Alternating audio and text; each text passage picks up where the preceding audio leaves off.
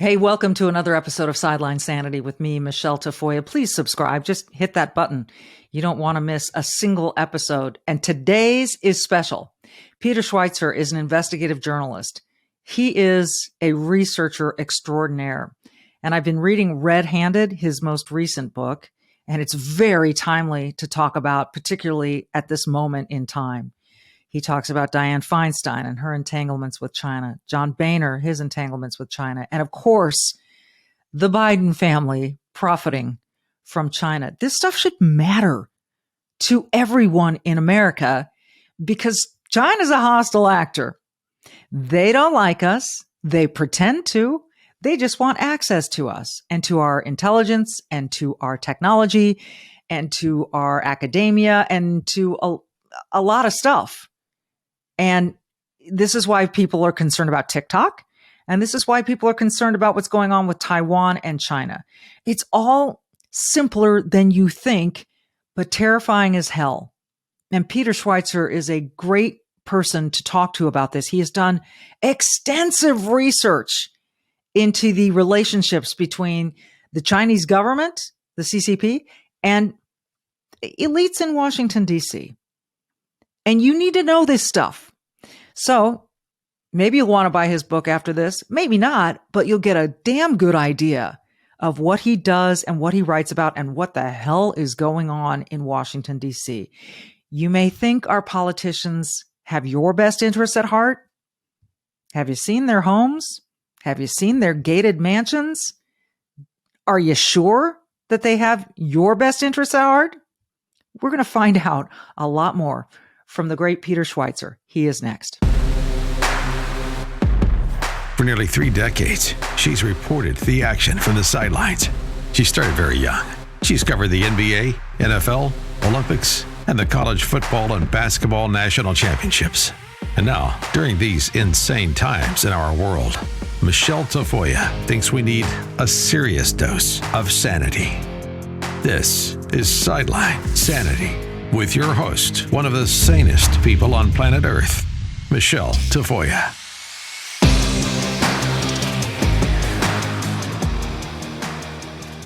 Peter Schweizer, it's an honor to have you with us. Thanks for being here. You've written so much and it's required so much research.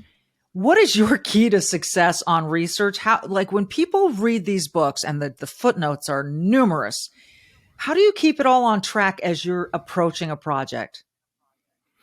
That's a great question, Michelle. I mean, honestly, I think my work reveals the fact that the writing part to me is an afterthought. I love research. And if I could make a living just researching and not having to write anything, I would do it. I love the hunt. I love the research approach. I'm very blessed in that I started doing this by myself. I've now got an organization called the Government Accountability Institute, and I have researchers that help me. So it's really kind of a team effort. And the key challenge, I think, that people overlook sometimes, Michelle, in today's world is when I started out doing this, I'm 58 years old, before the internet, the biggest challenge you had was finding information. The challenge today is there's too much information. It's trying to sift through and find out what really is relevant, what's accurate, and what's real.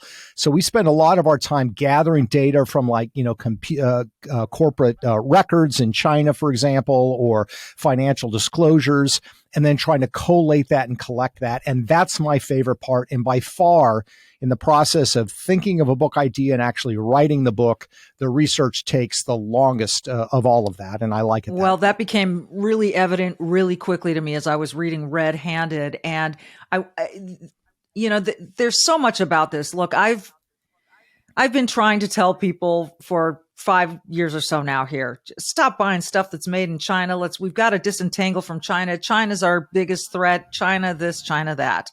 And I think a lot of people sort of go, you're kind of obsessed about that. Well, yeah, because I'm worried about the future of my country. But in reading your book, what is fascinating is the way that our political elites deal with China. And I want to read this paragraph. Some prominent figures will point to a negative statement they have made about the Beijing regime as evidence that they are tough on China. But this is largely a diversion. To be clear, Beijing does not require American collaborators to toe the party line. Beijing pragmatically accepts some level of public criticism from the elites with whom it is working. The idea is known as, quote, big help with a little bad mouth, unquote. Tolerating some dissent and criticism from its foreign partners is wise because it maintains their partners' cloak of credibility in the eyes of the American public. As long as these elites deliver on key policies and actions that benefit the regime, some criticism is acceptable. That to me was the first. That is so important because we do see this tangential. Yes, we don't disagree with this about China or this about Beijing, but it's tepid and there's a reason. How pervasive is this in Congress? I think it's a huge problem, and it's a huge problem on both sides of the aisle. It's really not, Michelle, a red or a blue problem. It's a green problem. It's money. And what China has basically said to elected officials and their families is, we will create opportunities for you to monetize your office effectively. We'll set you up in businesses. We'll give you consulting agreements, et cetera, et cetera. In an exchange, we're going to forge this kind of bond with you. And the net effect is that those people that engage in this behavior become less fearful of the Beijing regime. And, you know, big help with a little bad mouth sort of personifies it. I mean, we're used to thinking about old Cold War movies where the Soviets, you know, wanted guys who were, you know, hook, line, and sinker in with the Soviet dream. China's much more pragmatic. They recognize that it's not, these politicians aren't doing this because they like communism. They're doing it because they like the business deals that they can get in China. And to maintain their political viability in the United States, they have to be somewhat critical of the regime. China acknowledges that. But if they help them with the big things, and those big things, Michelle, are access to our capital markets, which means Wall Street, it's access to our technology, which they are stealing and they are buying all over the country. And the third thing they want is overwhelming access to our market. That is no tariffs or anything else. And if they get those three things, and you criticize them for the treatment of the Uyghurs or for human rights or for Taiwan, they're fine because they're getting the big things that matter most to them.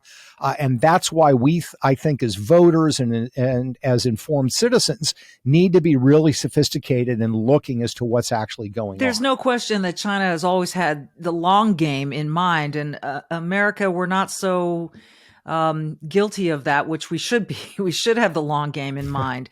One of the characters, and it's not a character, but one of the role players that we should talk about is Dianne Feinstein. She's currently being, talked into resigning. She's given up her post on the Judiciary Committee for the meantime while she's ill. But there's a great move right now to have her resign from her office. But I plead ignorant. I did not know how involved she and her husband were with China. And she is one of those that you talk about, one of those elites that gains a lot by being very cozy with China. A little criticism here for Tiananmen Square. But if you look at her record, it's quite frightening to me. Why isn't this, or is it more well known than I realize? Or why are people so quick to overlook that about her? It's a great question. No, I don't think you've missed something. I think it's one of those stories that doesn't get reported, and it's partly because it's a very difficult story to uncover. You have to sort of look at this template of her public career going on for decades, and then you have to transpose over that the commercial deals that her husband, Richard Blum, who passed away recently, I think it was last year, you have to do those kind of interact and interconnect, and they absolutely do. And so, Dianne Feinstein, she's had a long career, San Francisco mayor, U.S. senator, has been married to Richard Blum all along the way. And she became, in her public career, increasingly pro Chinese Communist Party, meaning less and less critical of that regime. And at the same time, and I don't think it's coincidence, her husband was brought into deals that the Chinese government was putting together. And that's what people, I think, have to understand, Michelle, is doing business in China is not doing like business in the United States or Germany or Japan. In China, any deal that you're involved in of any scale has to include the approval of the Chinese government. And in the case of Dianne Feinstein and her husband, Richard Blum, they got approval for some of the first private equity deals involving certain sectors of the Chinese economy.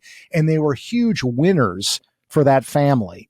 And this came about because Dianne Feinstein, as a U.S. Senator, as a member of the Senate Intelligence Committee, had a long friendship with Jiang Zemin, the premier of China. And so Jiang Zemin saw her as a friend, saw her as an ally, and he increasingly brought Richard Blum, Dianne Feinstein's husband, into these very, very lucrative deals. And it made the Feinsteins, who were rich kind of at the beginning because of Blum's private equity work, made them super rich. And that is overwhelmingly because of what the Chinese government did in these particular cases. So unfortunately, it's not the only case, but it is a very prominent one. Feinstein, who I think had a reputation with a lot of people of being more statesmanlike, less, let's say buffoonish as other political figures that we're used to seeing.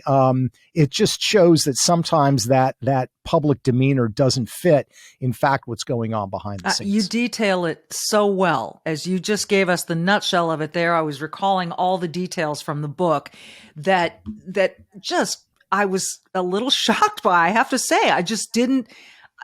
It took your research and what you reveal in this book for me to understand just how connected she was and is, and her husband was, to the Chinese Communist Party, which is terrifying to me. Another player, John Boehner, which I did not realize until I read your book. And so, here's the Speaker of the House. And there was this moment in time where the Senate wanted to sort of crack down on the currency manipulation going on in China. What happened there?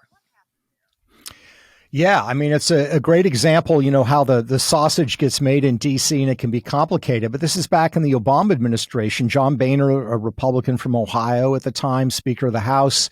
The Senate is pushing legislation because China is devaluing their currency to make their goods cheaper to capture larger portions of the American market. And in the U.S. Senate, there's a bipartisan effort of both Republicans and Democrats to say, hey, this is not acceptable behavior, so we want to do something about it. And the bill, I think, generally was very responsible. It wasn't extreme. It wasn't crazy.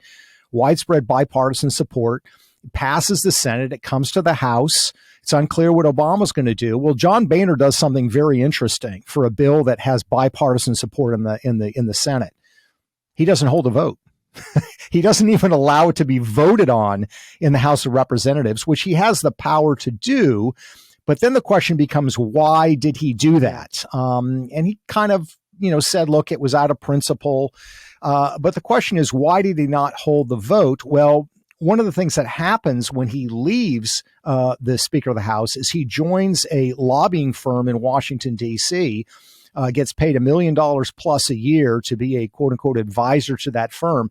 That firm, I think since the 1980s, has represented the Chinese government, the Chinese embassy, as a lobbyist before the U.S. Congress. And again, I don't think that is a coincidence. I think it relates to the fact that he was a powerful political figure who knows a lot of people on Capitol Hill, who also did a massive favor for the Chinese government.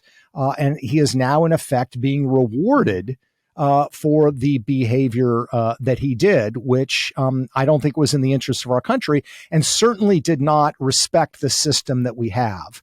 The Senate votes on something, bipartisan support, at least have a vote in the House. Yeah. He says we're not even going to have a vote. That is one of those rules in Congress that drives me crazy when, the Senate leader or the Senate majority leader or the Speaker of the House can just say, we're going to table that. We're not going to get to that. Sorry about that. That one drives me crazy. But it is in the rules. So here we had Dianne Feinstein, a major player on the Democrat side, and John Boehner, a Speaker of the House, a Republican. And so we see this, as you've detailed, on both sides of the aisle. And China is so willing to spend so much of their money on this kind of thing, on the lobbying efforts, on on wooing these people. And so it's fascinating to me. When we come back, what I want to get into is, Donald Trump ran a good plank of his campaign platform was, let's hold China's feet to the fire. Let's make them compete. And he always talked about that currency. So we'll get into that and to sort of where we are right now, because I think we're in even scarier waters at the moment. Peter Schweizer, our guest, right after this. Well, if you're tired of looking tired, I've got a secret to share with you, and it is Genucel. Genucel. Genucel skincare is an antioxidant-based skincare, and it's made and manufactured right here in the United States. It is formulated by a pharmacist with quality ingredients that not only help to diminish fine lines and wrinkles, but prevent new ones from starting. And one of my favorites is their deep firming serum with stem cell technology. I put it on right after I cleanse my face, and my skin feels brighter, firmer, just kind of plump and fresh. It's really incredible. So I want to share this secret with you, and I want to share with you an opportunity to save over 70% off Genucel products right now. Their most popular package, just in time for the warm spring weather, which we're now getting into summer. It features Genucel's Ultra Retinol that contains a powerful retinol alternative safe on your skin in the summer months, and Genucel's Dark Spot Corrector to reduce the appearance of dark marks and sunspots from long summer days outside. Plus, you'll still get Genucel's classic under eye bags therapy for those annoying under eye bags and puffiness. And with its immediate effects, see results in as little as 12 hours, guaranteed, or your money back. Don't wait. Visit Genucel.com/Michelle. Again, it's GENUCEL.com/Michelle to save over 70% off their most popular package. Plus, every order subscription includes a luxury gift box with 2 free springtime essentials. That's 2 free gifts plus free concierge shipping for a limited time. Go to Genucel.com/Michelle. Don't forget there's one L in Michelle. So GENUCEL.com/Michelle. MICHELE. Don't wait. So let's talk a little bit about Trump, who it's kind of funny. When he began running, or shortly after he ran, I took my kids to New York, and we went to Trump Tower only because of its historic value in the sequence of American politics, and looked at the products that they were selling in the gift shop, and 9 out of 10 of them were made in China. So, he took advantage of the manipulated currency there, but he also pointed out very frequently how imbalanced the trade was with China. Is any part of that, the fact that he was willing to go a little bit harder on Beijing than most, was any part of that something that the establishment had a problem with Donald Trump? Yeah, I think it's a huge part of the opposition that he gets, particularly from corporate America. And set aside the various debates people have about Trump, just look at it from the bottom line standpoint of what his position was. He became president of the United States January 2017, and he talked about China and took policy actions that nobody else had taken. So on the issue of tariffs, on the issues of currency manipulation, he talked openly about the fact that China is involved in the fentanyl trade, which the Biden administration never mentions China in the context of fentanyl.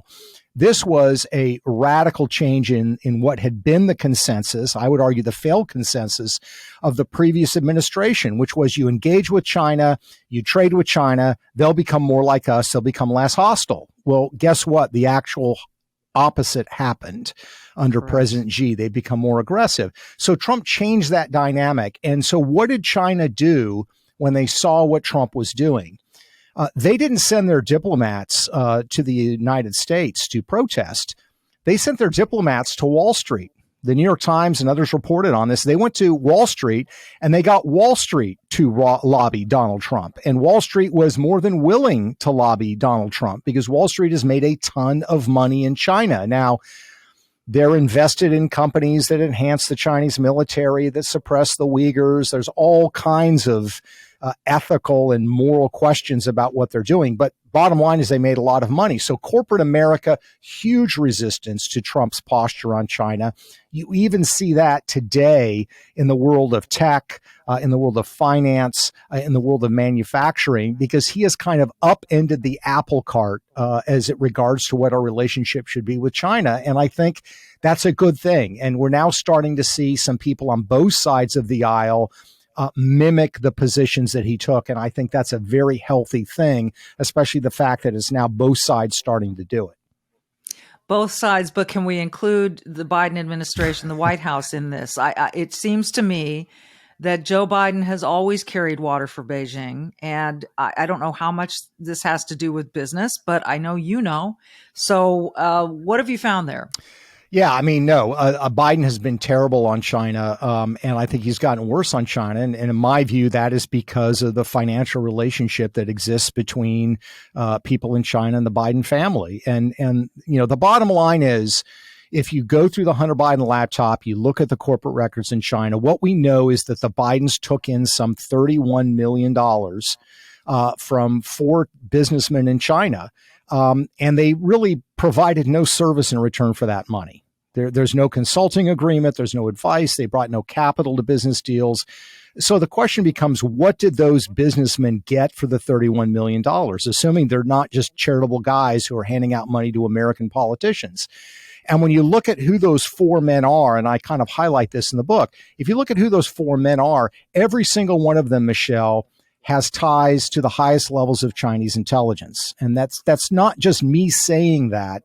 That's looking at Hong Kong big business records. They're in the footnotes. So one of them, for example, arranges for Hunter Biden to join the board and get an equity stake in a private equity company funded by the Chinese government called BHR.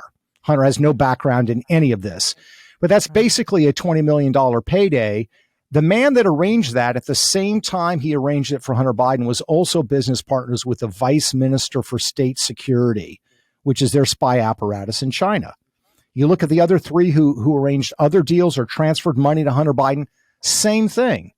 So the question is this a coincidence? Are these guys engaged in charitable behaviors? What is the flow of this money? And my belief is it creates definitely a conflict of interest, but even more than that, you have to start having questions about, are elements of the first family or the first family somehow compromised by this flow of money from these Chinese entities? And I think if you go back to the Cold War when we were fighting the Soviets, if the Reagan family or the Carter family had taken $30 million from Russian businessmen linked to the KGB, people would be going apoplectic. And I think we should be doing that right now with regards to the Bidens. And why aren't we? Is this, again, just is it as simple as the mainstream media not wanting to reveal this? Why? Why is this happening? I think it's a combination of things. I think, number one, the media decided, and they basically wrote this in 2017 in the New York Times on the front page. Their view is that Donald Trump represents, in their words, quote unquote, an existential threat to democracy, and that anything they do to aid him, which includes exposing his opponents, people like Joe Biden, they are somehow participating in the destruction of democracy. So they have made a concerted effort that they're not going to simply report the facts, that they are going to skew what people see based on information. And I've done numerous stories with the New York Times investigative team over the years, up until 2016, when Donald Trump became president. After that fact, they basically are not interested in anything that involves anybody like the Biden family. So I think that's part of it. I think the other part of it has been the social media suppression of this story. They suppressed when the New York Post came in 2020. There have been polls conducted afterwards that demonstrate that if Biden voters had known about this, it might potentially have changed the outcome of the election. We don't ultimately know. My view is, Trump improprieties, Biden improprieties, put them all out there. Let the American people decide. That is clearly not what the media is doing. Yeah, it's amazing. They see Trump as an existential threat to democracy. But if everything in what you've researched, all of this money going to the Biden family from, I think, our most you could say Russia's the most hostile, whatever. China certainly has more money than Russia does. Yes. China is hell bent on owning the world, and our president and his family has benefited from their government or their intelligence folks. That's not a threat to democracy. No, I mean, exactly. I don't understand.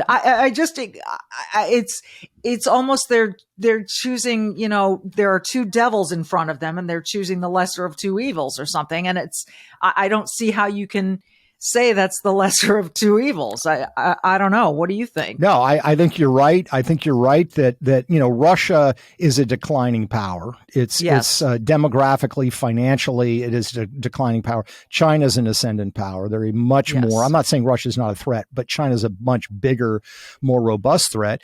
And you're exactly right. I mean, again, if we had the Trump family getting $31 million from these Chinese businessmen, they would be all over it. They would be reporting it, as they should. I'd be right there with them. But the fact is that they're not. So, I would just ask people in the mainstream media to see, maybe they are the existential threat to democracy because they're choosing to put their thumb on the scale in a way that we shouldn't do it. Again, my view has always been, and some of the reporting is going to be good, some of it's not so good.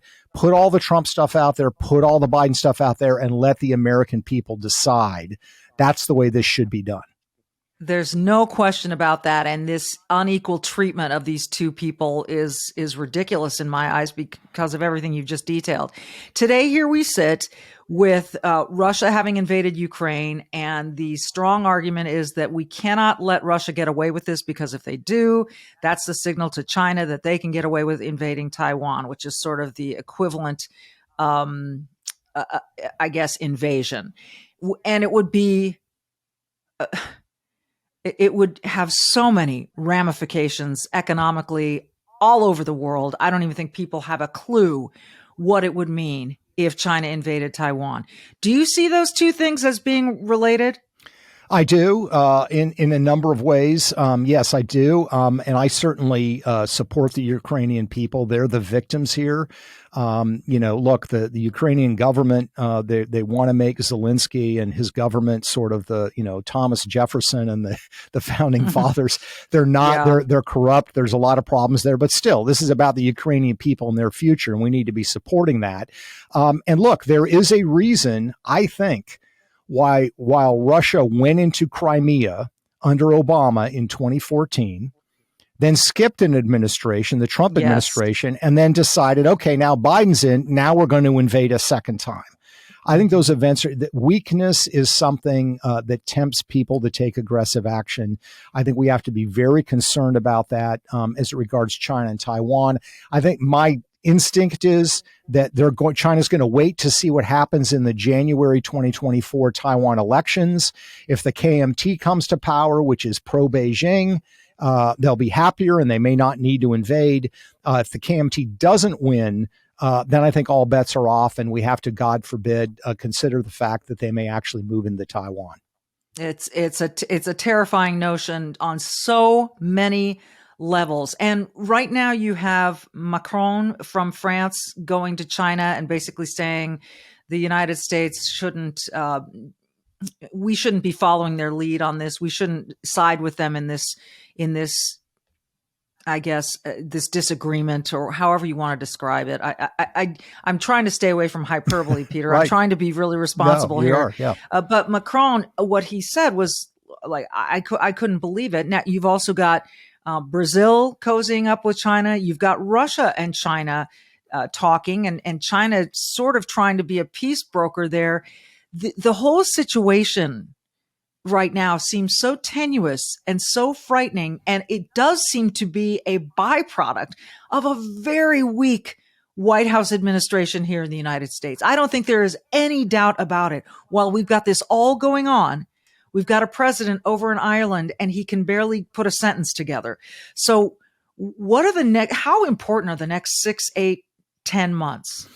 They're hugely important. And I think you nailed it, Michelle, that, power politics abhors a vacuum. And the United States has been the convening power on the global stage. And that doesn't mean we have to get involved in every war and every conflict. I'm not certainly in favor of that, but you have to have a certain posture, and there has to be a certain respect given to you based on the fact that you are the convening authority. And I think there's a lot of questions about whether the United States remains in that role.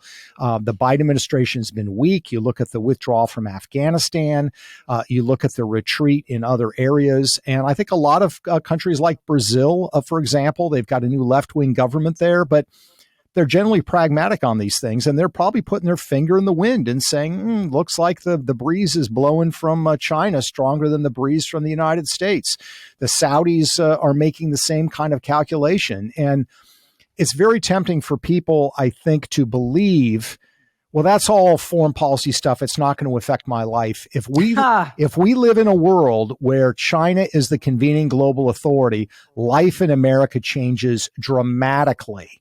Our economy, our freedom, our ability to trade or not trade with other powers, it changes immensely. So we need to be engaged. We need to be robust. We need to be forceful. And I have not seen that not only from this president, but from this vice president, from Tony Blinken, the Secretary of State. It has essentially been weakness through and through. And the world senses that, smells it, and they're reacting accordingly. And I've heard people say that it's probably going to have to wait for another election cycle. And that kind of is terrifying because it's hard to know what this election cycle is really going to look like. Joe Biden has not declared. He's hinted strongly. Most people believe he will run again. It's hard to even imagine that. He's not competent now.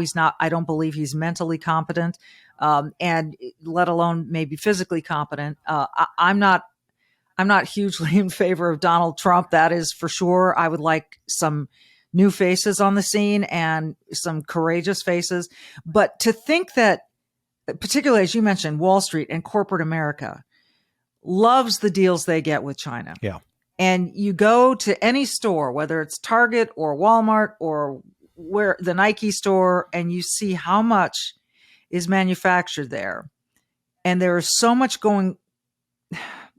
wrongdoing in China, so many human rights abuses, the Uyghurs you mentioned, so much. And yet we remain so entangled. Where is there ever going to be patriotism again to say, this isn't good for America. We need to disentangle. We need to move our factories. We need to find another way. Do you see that anywhere in the future? I see glimmers of it. I see people talking about it. Again, I see people on both sides in Washington. I see certain people in Silicon Valley and in Wall Street talking about it, but they are clearly a minority. And I think, part of the problem is, you touched on it earlier, where China thinks long term. For a lot of corporate America, it's about that quarterly report. It's about that quarterly report, and they don't want to have their costs go up and have the quarterly report affected because that may affect their job. It may affect their compensation. So part of it is the kind of American system of capitalism. But the other part of it is, corporate leaders. You look back at Jack Welch, who used to run General Electric in the 1980s. I mean, this was a bold guy, committed to his company, committed to his country, outspoken. So many of these corporate leaders seem to be like politicians. They're doing focus groups. They're afraid to say anything. They will react to criticism, from some left-wing political group on the environment or whatever issue. But when it comes to China, they're sort of quaking in their boots. I think what we really need to see is some corporations step forward and to be rewarded for doing this. It's probably not going to be companies like Nike, who are so dependent upon China and see it as such a big market. But I'm hoping we're going to see some of that in the tech space. You see Apple moving its manufacturing away from China towards Vietnam and other countries, India, for example. That's going to be a somewhat slow process, but I'm encouraged that Tim Cook is actually going in that direction. But he's certainly not in a position where he can be vocal about this. I think it's more of a slow strategy. So I see murmurs of it, but I think we're going to have to see somebody step up on the stage and really make this movement succeed. And there's a lot of risk involved in that. And unfortunately, we have a lot of leaders who are adverse to taking any kind of risk. No risk, no reward. Final question for you here before I let you go. the $1 million, let's call it $1 billion question here, or maybe a $31 million question. we have so much evidence regarding the Bidens, regarding Hunter Biden, regarding the whole family. In your estimation, how much will they pay a price for what some people are calling criminal activity? They haven't been, convicted of a crime yet, but what are the odds? So I always preface by saying I'm not a lawyer myself, but I am actually optimistic that Hunter Biden will be indicted by this grand jury. I wrote a book in 2018 called Secret Empires that first exposed kind of their dealings in China. 4 months later, a grand jury was convened in Delaware to actually investigate their deals in China.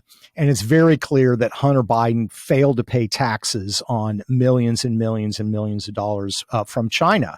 So much to the fact that when the grand jury had been convened for 2 years, he actually got a lawyer friend to pay the IRS $2 million to cover some of those debts.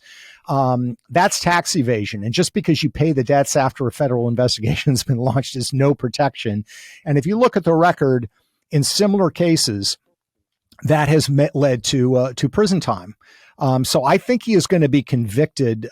He's going to be charged, at least, I should say, on that. I think there's a possibility for money laundering. You've got 150 of these suspicious activity reports that Congress is looking at. Money laundering is certainly a possibility. I think in the larger question of Joe Biden, it's very clear that Joe Biden actually benefited from these deals, that Hunter Biden would collect the money, and then when his dad was vice president, Hunter would pay his father's bills, which is, again, not legal.